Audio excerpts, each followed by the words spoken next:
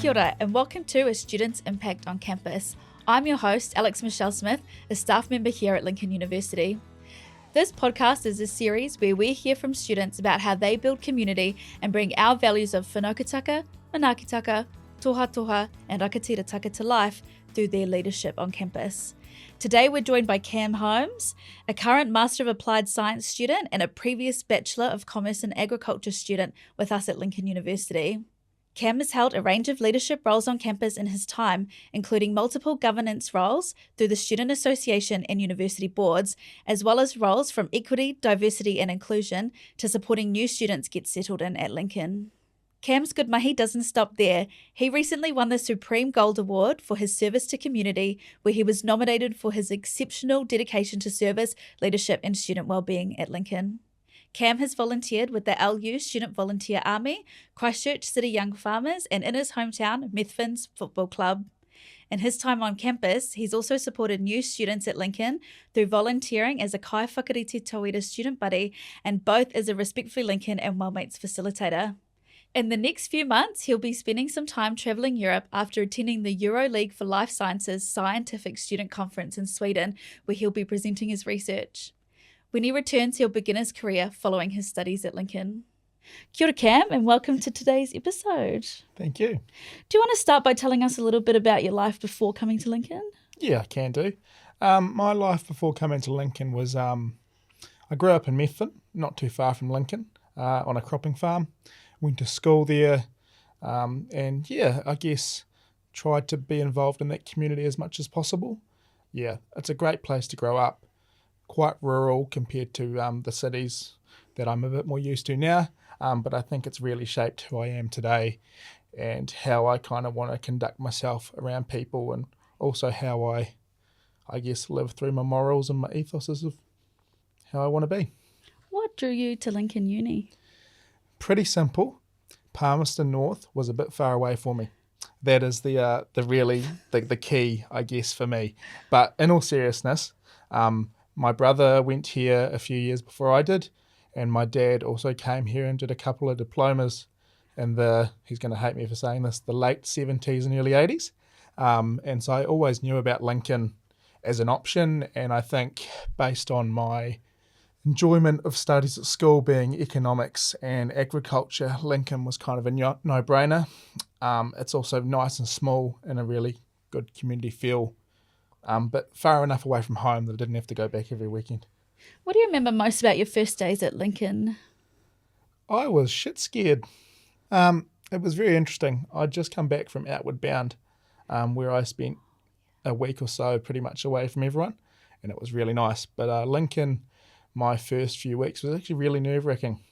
I didn't know too many people. I thought I'd know a few more, but I managed to make some great friends and settle in pretty well. I did use a lot of the staff members and people who had been here before me, who I knew vaguely, for, I guess, some guidance on what to do. But it was really fun.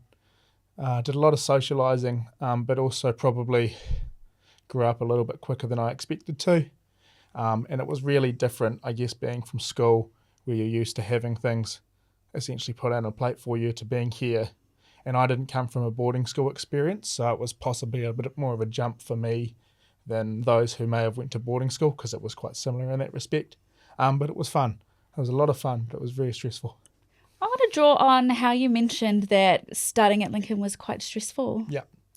I think back then I thought it was stressful, but it was more me getting out of my comfort zone. And it's something I've really tried to do throughout my years here, as you'll probably find out soon around my leadership roles. I'm a natural introvert, extreme introverted, but I push myself to be as extroverted as possible when required. But I guess it's just balancing the having time with people and having time to yourself to recharge, which I think was the most stressful part for me. Over the years, you've been involved in many leadership roles on campus. Mm-hmm. What are the standout, most meaningful roles that you've been involved in? That's a really, really hard question. I guess for me, I don't have necessarily roles that stand out. It's more, I guess, moments or times where I've talked to people about things.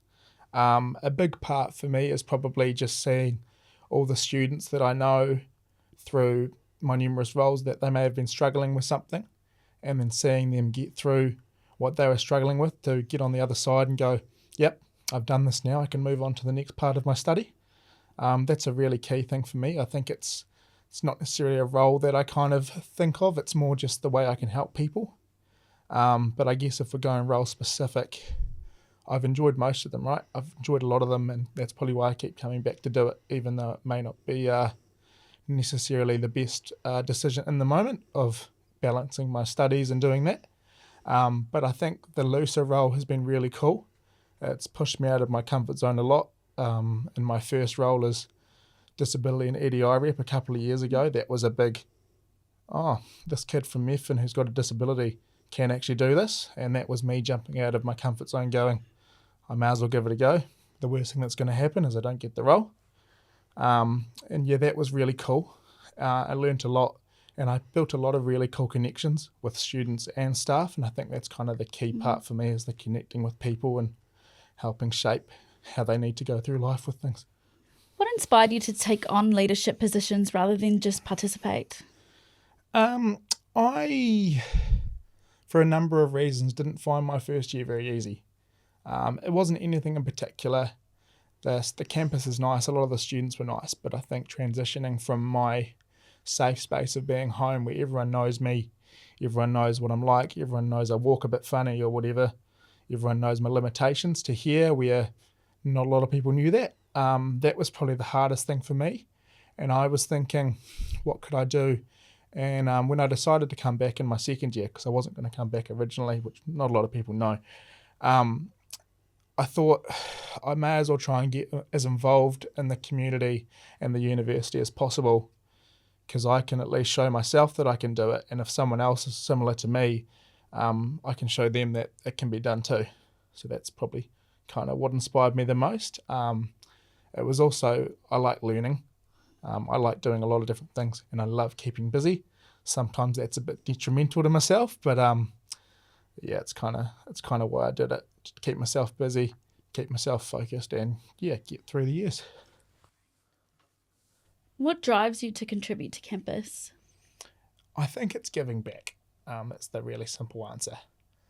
It's being able to experience things as a student and go, yeah, I want to do this better, or I want to know why this is happening. I suppose it's giving back, and it's being inquisitive and, curious and wanting to learn as well. I think, it's really just being able to provide a lived experience, whether it's like the Disability Reference Group, for example, with the Disability Action Plan, or like a bit of governance experience returning this year going, yeah, I was on this in 2023. It was completely different to what it is now, and returning and having a understanding, or it's connecting with those people, whether it's academic staff in your lectures or in your postgraduate studies doing your research, or it's, having a meeting with people like Damien Lodge, the DVC Student Life. That's a really cool opportunity, and you realise that the people you possibly see as not on a pedestal necessarily, but up in a leadership position, they're just people at the end of the day. Leadership skills wise, in terms of what I've learnt, or been able to identify that I have myself a bit more than I used to, it probably the lived experience one's a really key thing for me.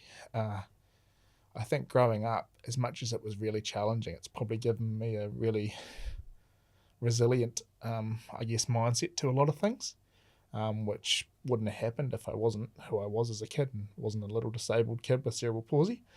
So that's probably a key one, is the resilience building. It's understanding that, you may want to do this thing and maybe you can't do it right now, but shit, you've given it a go.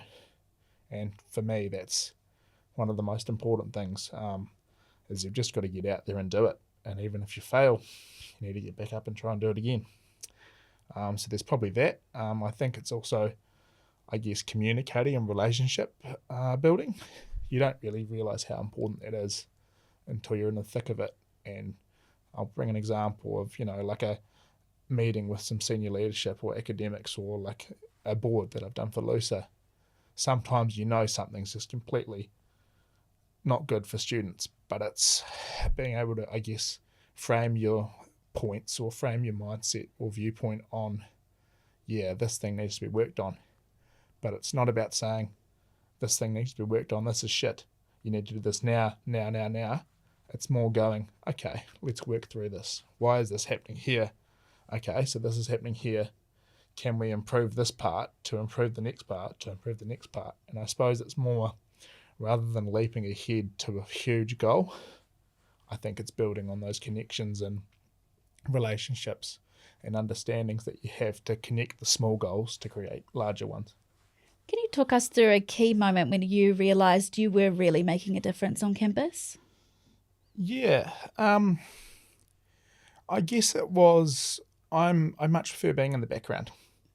I really hate the spotlight. I'd much rather, do things behind the scenes where people don't necessarily know it's me doing it, and support people in the front going, we've done this thing, this is amazing. So I guess there's a couple. The first for me is obviously this year winning the Supreme Gold Award at the Blues and Golds. That was really, really cool. It was extremely overwhelming but at the time, but looking back on it, it was a really cool experience, and just having that acknowledgement, as much as it was hard for me to receive, because I don't really enjoy praise, I suppose is the word. It was actually really interesting thinking about all of the stuff I've done when I've been here, and all the people I've actually indirectly or directly helped. And I think about it that way now, going, you've been on LUSA for 2 years. That's a lot of students you've interacted with. You've been a Respectfully Lincoln facilitator. That's a lot of students you've interacted with. And then also with the Kaiwhakarite Tauira program, interacting with those students as well. It kind of puts into perspective the amount of people you can actually help, even though you're not necessarily realising it. You mentioned that winning the Supreme Gold was overwhelming. What were those feelings? It was a lot of overstimulation of mental stuff for me. As I said earlier, I don't really like praise from people. I much rather prefer being in the background, out of the spotlight. And I think that's also my introversion too. It's a lot easier just working behind the scenes rather than having to, I guess, conversate with a bunch of people. To me, it's quite hard for me to appreciate all the things I've done.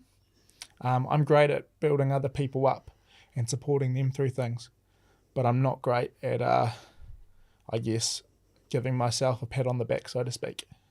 I'm aware that your leadership roles at university weren't your first crack at leadership in your life. What did you do at high school? So high school, I think it also wasn't the easiest for me. I was probably one of the students around my school who were great people. Students were great, staff were great, but I was probably the most, I guess, physically disabled person there, at least in my own head I was. So I was, everyone knew it was me. Everyone knew it was me when I walked around. I did the little elephant clip clop, like I still do. You can keep that in. I find that quite funny. I guess at school I was a prefect in my year 13 or 7th form year, for those that don't know the years. And my kind of portfolio was wellbeing and a little bit of academics on the side in terms of committees. So yeah, that was probably the main, I guess, at school leadership I did. But I also had a really cool opportunity to work with the Ministry of Education on like a disabled learners working group. So a lot of people around the country met a few times to discuss with like the chief executive of the Ministry of Education, a lot of the high school principals and educators, and some government officials as well, around kind of, I guess, the transition of how a disabled learner would come from secondary school to tertiary and kind of what the needs were. So that was probably my first, I guess, expose towards indirectly advocacy and helping people. And it was really cool, learned a lot. And it really also inspired me to do that disability EDI role on campus. When I was there, I was the first one. I was the inaugural rep, which was really cool. And I learnt a lot along the way. But yeah, having that little bit of experience with the Ministry of Education working group was really cool. And it kind of developed a passion that I didn't necessarily knew I had, but have now to a degree. Do you ever feel like people's perceptions don't quite match who you feel you are? Yeah, sometimes I do. I've had a lot of conversations with people throughout the years that have said to me, "Oh, Cam, you're actually not grumpy at all. You're actually really helpful and you really care about people." I'm like, "Yeah, I do." But I think sometimes my visual, cues are a bit different to that. There is definitely some days where I'm absolutely bloody grumpy and don't want to talk to anyone. But there's also days where I'm more than happy to chat with someone. So I think I don't know whether it's necessarily for me to do, but it's something to be aware of is, you know, visual cues and facial expressions can really, influence someone's viewpoint of you. And it took me a long time to realize that's why I did that. And it wasn't until I talked to a few people about it who've known me for a few years that I really thought about it. And I was like, oh, actually, this makes sense, because if I'm bloody buggered after a day in the field or doing something and my feet are shuffling more than normal, I actually really have to focus to make sure they get lifted up.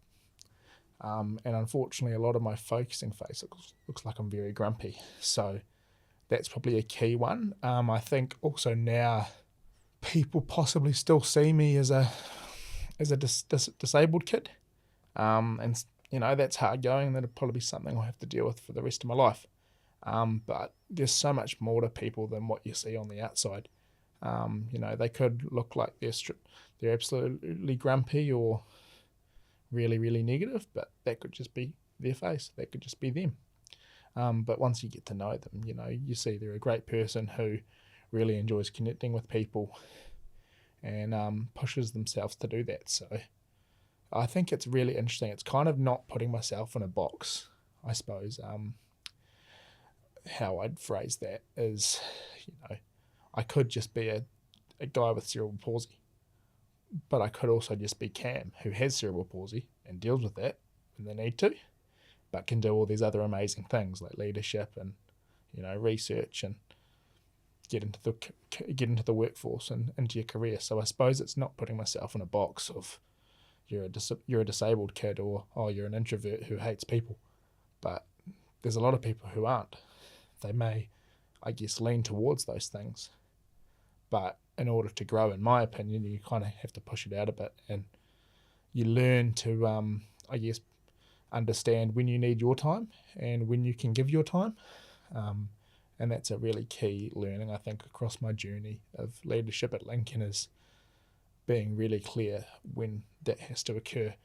And that's something I've definitely had to work on. This year I've gotten a lot better.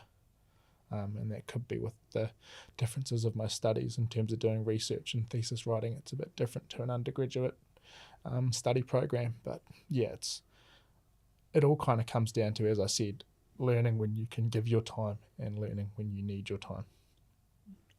What advice would you give to your friends or whānau that are keen to get involved in student politics at uni? Yeah, my first answer, jokingly, is don't do it. But that's more just trying to, provide a bit of context around you need to be really good at managing yourself. And it's something you learn to do while you're in those type of roles anyway. But I think it's being clear on maybe what you want to try and do pretty early on if you can.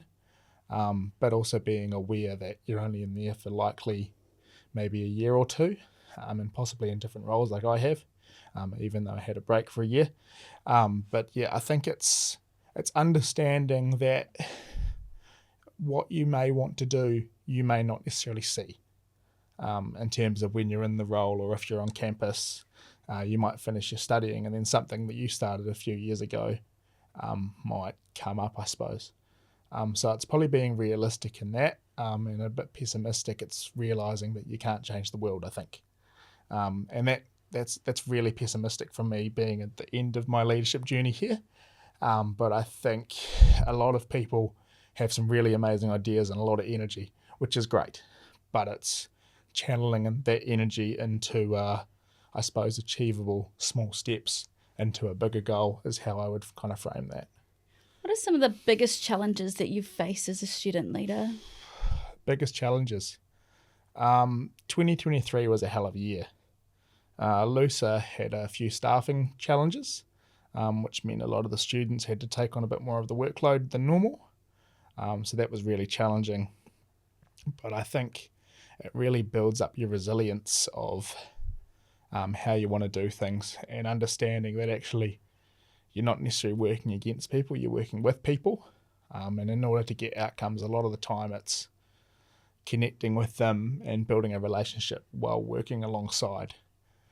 So that's probably a really key one, is that 2023 year was a hell of a year. Bloody hard work. But we got through.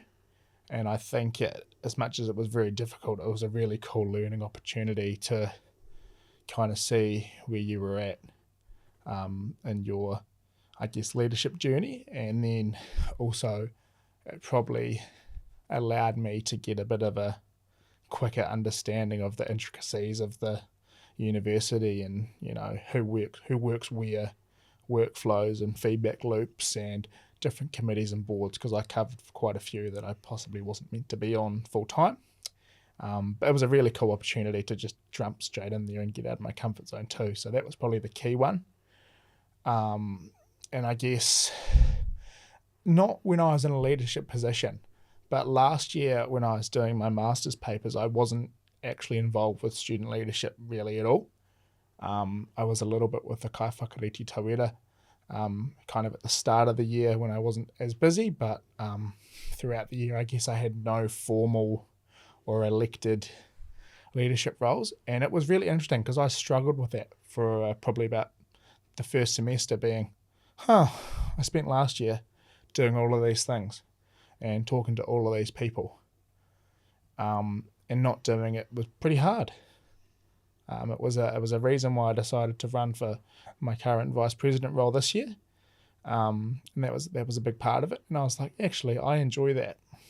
I really enjoy connecting with people and working with people, and I've built up some great connections and friends and mentors throughout the years too, just through my leadership roles and putting myself out there. And I want to draw a little bit on that, on the note that you said about resiliency and overcoming challenges, because recently you mentioned 2023 was a particularly tough year. Mm-hmm. Can you give us an example of one of those tough bits of work you had to work through while in your role at LUSA? Yeah, I think I guess the obvious one for students that were here at the time was the cancelling of garden party. It was a really, really tough decision. There was a lot of factors going into it. But yeah, it was really difficult to cancel it. And I think a really hard thing about some leadership is so much about situations, but you can't, share that. And it's a bit of a burden, I guess is the word. So I think that was probably the really key one, is cancelling it. And also with the staffing challenges, a lot of people had to step up to do a bit more than they, I guess, were paid for or meant to do. And although that was great for resilience building and learning along the way, at the time it was bloody tough. So yeah, I think I guess the big challenge is trying to support students through that, of when their celebration was cancelled. And it was hard because I talked to a lot of people who were gutted, and we were too, but it was hard to really say, yeah, we know it's really hard. You can't celebrate the way you used to, but we had to make the decision because it just wasn't going to work. And that's probably the key thing, is, I guess, reflecting on it now, is sometimes in leadership positions you have to make those really, really tough choices. What was it that kept you in such a tough role throughout the year then? Necessity, if I'm being blatantly honest. Necessity. I felt like I had to keep working to provide students with as good of a student experience as possible, even though it was bloody hard work. Do you want to share some examples of more light-hearted or enjoyable memories that you have of campus? Yeah, no, absolutely. I think, some of the socialising in my first year was a lot of fun. It really got me talking to people and broadening my viewpoints on things and meeting people from different places. I probably came from I'm from Canterbury, obviously, and I think, meeting a few people from other places around the country and around the world has been really good to broaden my knowledge of things and understand things. I've also really enjoyed interacting with Te Awhioraki and the Māori students on campus, especially in the last few years. That's been a really cool experience for me. And yeah, I've learned a hell of a lot and still have a lot to learn, but yeah, that's really cool. A really interesting thing for me was this year in the Golds Awards, I got a haka from Te Awhioraki, and I'm just a Pakeha man. Don't have any Māori lineage or anything, but it was really special. And that was a really cool thing that I don't think I would have had the opportunity to experience a few years ago if I didn't embrace a lot more open-mindedness. Fun things though. The Prime Minister's Scholarship, which I didn't really talk about at all, but I was lucky enough that I got to go to Thailand for 6 weeks at the end of my bachelor's degree. And again, that was a big getting out of my comfort zone moment, going, shit, I've got this opportunity. I'm being supported by the uni and the government. I might as well embrace this and give it a go. And that was an awesome experience. Just, I guess it really provides an appreciation for what you have. And you may not necessarily think about it at the time, but you're like, shit, we've got a really cool life. We've got a lot of really amazing things happening for us. And there's always someone who, you know, you may not think you have the best life, or you may not think you have everything going for you, but there's always people who would dream and do absolutely anything to get where you are.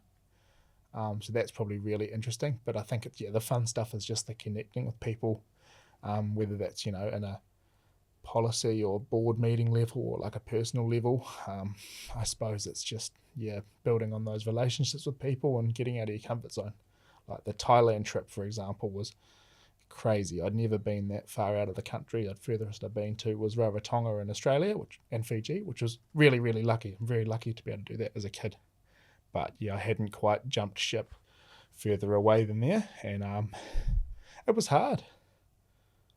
I mean, it was an amazing experience, but it was crazy. I think it brings back to the being comfortable, being uncomfortable, because you just sometimes have to do it. It's like the Sweden trip. Part of me is extremely nervous to going, but I'm like, if I don't say yes to this, then I'll regret it. How did you manage juggling your studies, leadership roles, and your personal life? Short answer is sometimes I didn't. Sometimes I have. I think it's really depending on the situation, and also the time of year as well. With your academic studies, obviously, you've got your classes for 12 or 24 weeks of the year for both semesters, and then you've got your assignments and your exams.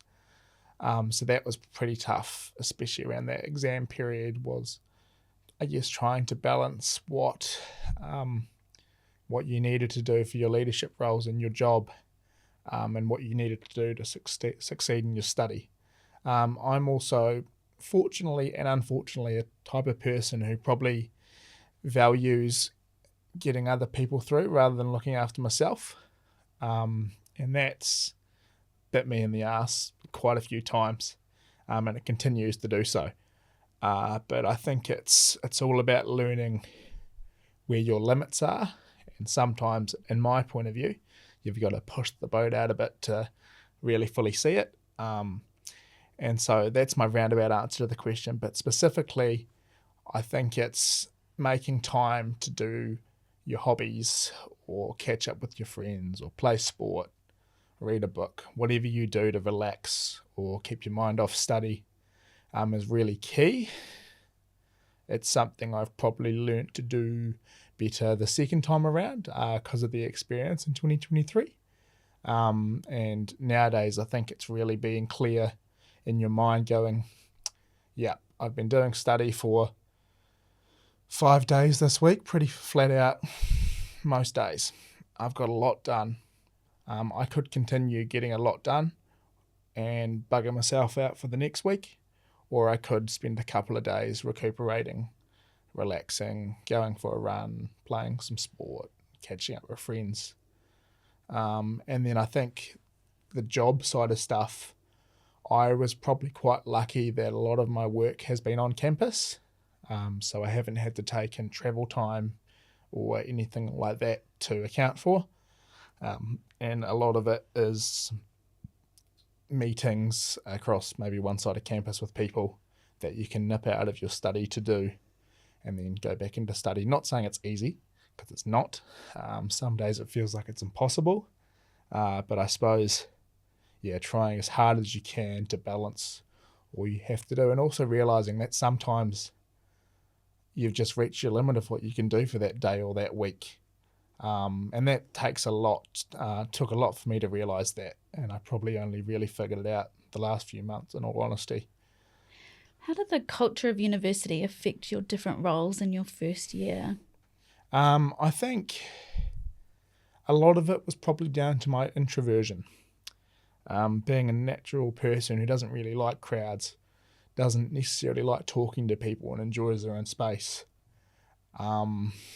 Being in a situation where you live with people, basically 24/7. You don't necessarily see them 24/7, but there's always people doing things and always things happening. It's pretty interesting. It's a really big change from, I guess, your high school, where you have, 6 or 7 hours a day of studying in your class with a bit of lunch breaks in between. And then you go home and, you work or you chill or you do your homework or whatever, but you've got your, away from school or education time. And I think, your first year is real interesting here. It's great because you meet a lot of people and everything's really close. But it's I found it really hard to actually switch my brain out of it, going from the social side or the relaxing to the study a little bit, because it was just in the same space for me. And I think when I started to live off campus, it got a bit easier because you could kind of compartmentalize, you're going to study and work on campus here, but when you get home, you might do a little bit of work, but you're going to relax and you're going to hang out with people and you're going to chill. So, I suppose a lot of it's that, and I think it was possibly me trying to, at least what I thought was possibly me trying to fit in more than I should have. I should have just embraced being me a bit more. In terms of the social stuff and really looking after myself, because it was a really fun year, but I've got a few thoughts on what I'd do differently if I was going to go back to 18-year-old me. What would you do differently? I think I would try as much as possible to balance a lot more. I probably wasn't as social. I didn't drink 4 or 5 nights a week like some people did. But when I did drink, it was probably a bit much for a lot of it. I still went to my classes and still managed to drag myself out of bed. But I think, looking back, it'd be a bit more, planning my week a bit more, going, actually tonight I've got this on.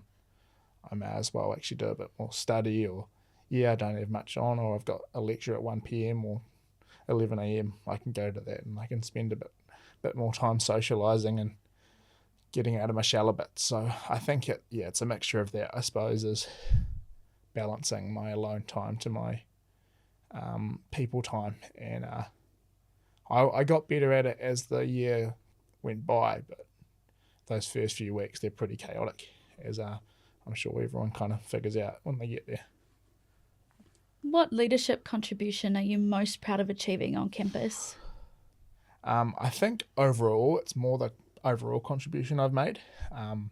It's not necessarily role specific, but it's I guess having enough knowledge of it and going, that thing you worked on a few years ago has now been put into place, or like those courses you were trying to get better have been made better, and the student experience and the academic experience has been better for both of them.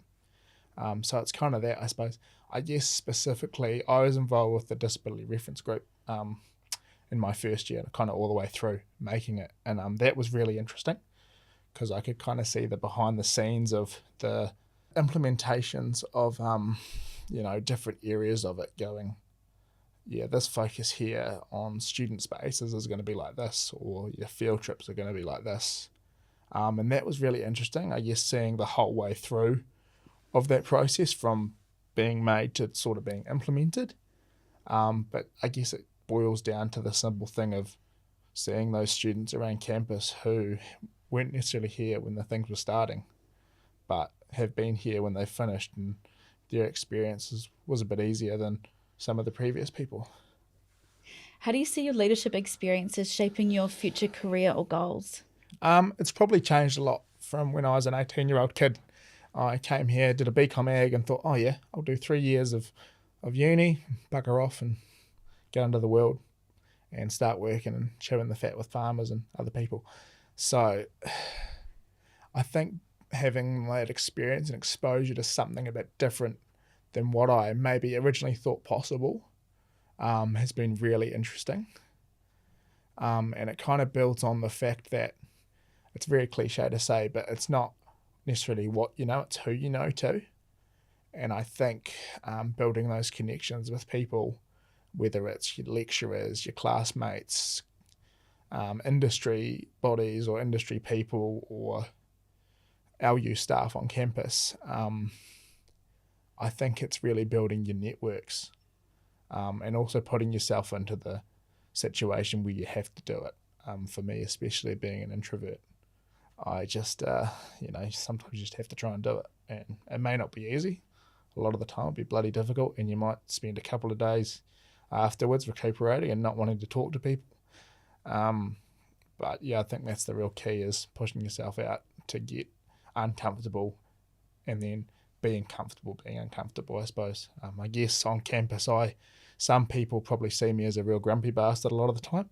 And that's more because my brain is going, oh, I've got this to do and this to do and this to do. So I think sometimes it's realising that you don't have to please everyone.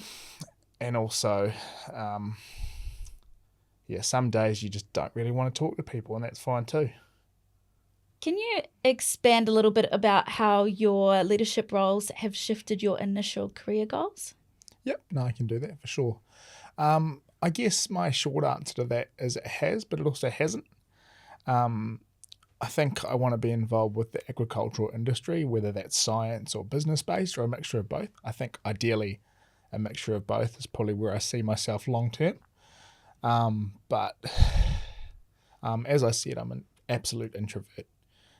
People who know me really, really well understand that. People that know me a little bit probably think I'm a extrovert because I kind of put a face on here on campus of being an extrovert and talking to people. But I call myself an ambivert because I really enjoy talking to people in small doses. I enjoy challenging myself and putting myself out there in terms of connecting with people, whether that's clients or, industry bodies or whatever. And I think that's really probably helped a lot, is the confidence to do that. It's going, oh yeah, I'll take this job here that may be predominantly office-based. But I think in the future I'll probably want to do a mixture of both to really hone my skills and also get the best of both worlds, I suppose, as it's connecting with those people, but also doing the hard yakka and analysing, and whether that's writing stuff or whatever. It's just, I suppose it's creating a space where I can do both and be comfortable doing both, but just really utilise the learnings I've had throughout the years to, I suppose, broaden my opportunities or open my mind to different opportunities that may be really annoyingly timed, but if I don't say yes to it, it'd be silly. I can pretty much give a really, really quick example of that with the Sweden Euroleague for Life Sciences conference. I was lucky enough through my leadership roles to meet the ELS people in March or May this year. I can't remember when they were on campus. And I had a yarn to them, attended a few of their meetings and presentations and connected with them. And it was really cool because I was thinking, oh yeah, I'll get my master's done and then I'll start working and then whatever happens next happens. And I was thinking, oh, it'd be really cool to send a student over. So I talked to Andrew Holyoke, the PG Research Office Director, and I kind of just planted the seed of, oh, you know how you want to build connections here and keep creating that relationship. What if you send some students over to present at the conference? And he goes, that's a great idea. And I was like, oh, I know a student who's quite good at interacting with, academic staff and students as well, who might really enjoy going over there. And I said it, but in the back of my brain I was going, oh my God, oh my God, oh my God. If I end up going over here, it'll be crazy. And it'll probably be really nerve-wracking and exciting, but completely overwhelming. And that's where I am now. And it's I'm going there in basically a week's time as of the time this is recorded. So that's going to be fun, but also crazy. So yeah, it's kind of, I guess, building yourself out and going, this is a really cool opportunity that you may not want to take at the time. But looking back on it, if you don't take it, it'll really piss you off that you didn't give yourself a go. If you could give one piece of advice to a first-year student that wants to make a positive change on campus, what would it be? Pretty simple. Just get stuck in. It's going to be hard. It's going to be challenging. Some days you won't want to do it. Some days you will. Some days you'll use it as an excuse to not study. Some days you'll use your study as an excuse not to do it. That's just me being honest. But yeah, I think the real key thing is just getting stuck in and giving it a go. It's real cliche, but the amount you give a lot of the time is the amount you get out. So as much as it can be a pain in the ass to manage everything you got going, and at the time when you're doing it, really, really stressful and really hard work, but reflecting on it, you'll go, shit, I could do that. I could manage all of those things. Yeah, wasn't perfect, but nothing ever is. And yeah, you got through it and you learnt and you built on the opportunity. So that's my advice, is just get stuck in.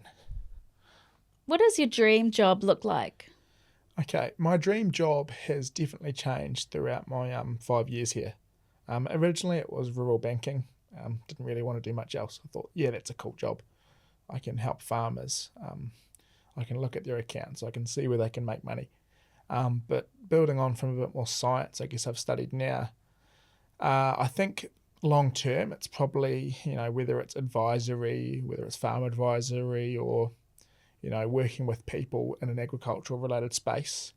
But I think it's also possibly almost two part-time jobs in a way. It's doing your normal job, so to speak, but it's also, developing your skills and providing your insights and experience to whether that's boards as a board of director or, as like a CFO or whatever you want to do, without going too specific, because I really, at the moment, have no real clue in terms of the full dream job. But I think it's probably a mixture of working with people and working for people at the same time, and whether that's community-based or I guess corporate or industry. I think ideally it'd be a mixture of both.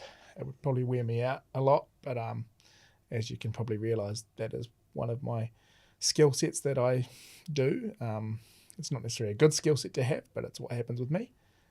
So yeah, it's probably a mixture of a lot of different things. What kind of job do you think you can make the most impact in? Yeah, that's a very good question. I think it's probably community-based. It's really getting into the trenches, so to speak, of issues or parts of community, whether that's agriculture-related or, advocacy related. It's probably that.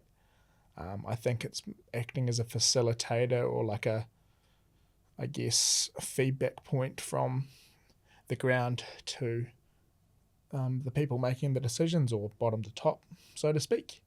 But yeah, I think it's a mixture of that probably.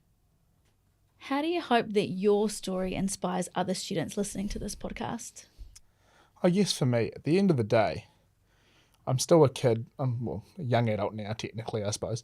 But I'm still a young adult or a person from Methven who grew up on a farm and came to uni to study agriculture, bit of science, a bit of commerce. But the reality is, you're still that same person, but you're so much more. You could be a good friend to someone, or you could be a mentor, or you could build connections with someone, or someone you meet in your first couple of years of campus, whether that's your best friend, could be your best friend forever, or, someone you might meet on a field trip, someone hosting you, whether it's a farmer or an industry person who works for a company. They may be the catalyst that you need to get where you need to be. So I suppose it's realising that you're still who you were when you came here first. But if you put yourself out there and do things, you can be so much more than that. A huge mihi to Cam for coming on today's podcast and sharing his experience with us. It's been a really inspiring kōrero. This has been Purpose in Practice, a student's impact on campus. Thanks for listening. If you enjoyed this episode, make sure to like and follow for more stories from our tauira at Lincoln University.